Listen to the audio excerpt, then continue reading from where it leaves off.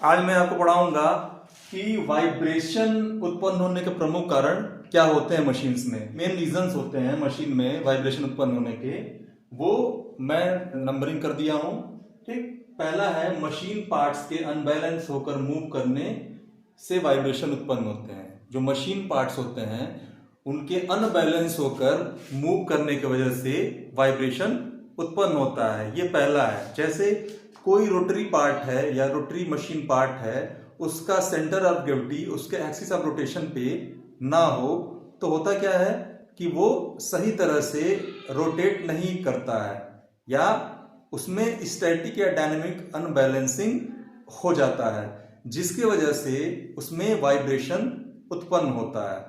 ठीक, दूसरा है शाफ्ट्स और स्पिंडल के रोटेट होने से उनके अपने वेट तथा उन पर लगे गियर्स, पुलीज आदि के लोड से वाइब्रेशन होते हैं।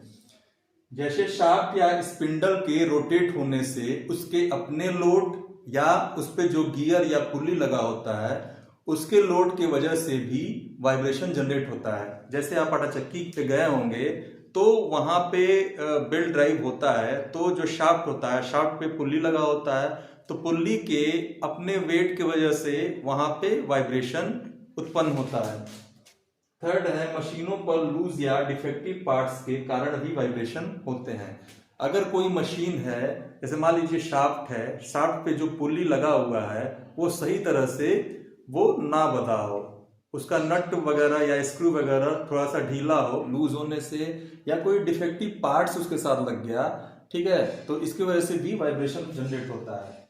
चौथा है भारों के इंपैक्ट द्वारा भी वाइब्रेशन होते हैं। जैसे हैमर का इंपैक्ट, इंपैक्ट मतलब क्या होता है? आघात करना, आघात करना। जैसे हथौड़े से कोई चीज हम ठोकते हैं या कोई कील ठोकते हैं या पावर हैमर से हम स्ट्राइक करते हैं, ठीक, या पैर से ही हम ऐसे इंपैक्ट करते हैं, तो इसकी वजह से भी वाइब्रेशन जनरेट होता है।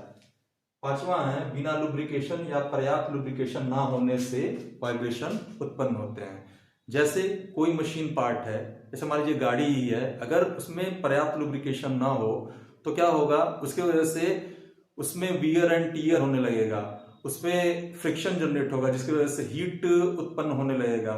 इसकी वजह से क्या होगा कि जब घिसाव होगा तो घिसाव वाइब्रेशन का कारण बन सकता है या घिसाव से वाइब्रेशन जनरेट हो सकता है और पार्ट्स हमारे खराब हो सकते हैं।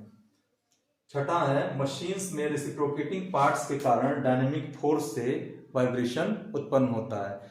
जो मशीन होता है, मान लीजिए पिस्टन है, पिस्टन क्या करता है? रेसिप्रोकेटिंग पार्ट है, वो रेसिप्रोकेट करता है।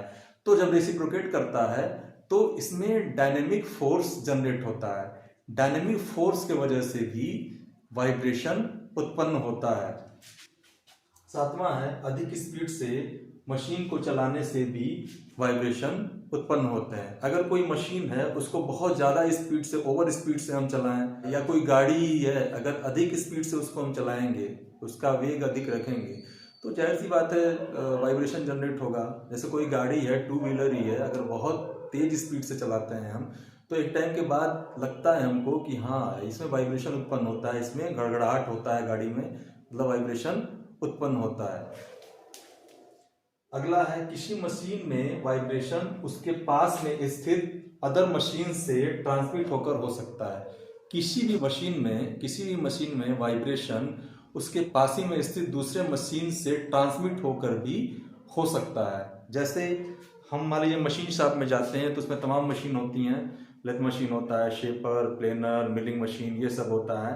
तो जैसे हम किसी मशीन के पास, अगर कोई मशीन चल रही है तो उसके पास हम स्टैंड होते हैं, खड़े होते हैं, तो उस मशीन से ट्रांसफर होके ट्रांसमिट होके हमको वाइब्रेशन का अनुभव होता है। जैसे एक और एग्जांपल हम बताते हैं आपको। जैसे प्लेटफॉर्म पर खड़े रहिए तो ट्रेन आती है, तो ट्रेन के आने से हमको वाइब्रेशन महसूस होता है। क्यों? क्योंकि ट्रेन की वजह से जो वाइब्रेशन होता है वो ट्रांसमिट होके हमारे पास आता है और हमको वाइब्रेशन का अनुभव होता है। ये 8 पॉइंट हैं जो वाइब्रेशन के प्रमुख कारण है, बेसिक कारण है, जिनसे वाइब्रेशन उत्पन्न होता है। इसको वीडियो को पॉज करके अच्छे से नोट डाउन आप कर लीजिएगा, ये बहुत इंपॉर्टेंट है और अक्सर एग्जाम में पूछा जाता है। कोई डाउट होने पे कमेंट बॉक्स में आप पूछ लीजिएगा और अपने मित्रों में भी जरूर शेयर करिएगा। ऐसी अन्य वीडियो पाने के लिए चैनल को सब्सक्राइब कर सकते हैं। Thank you very much.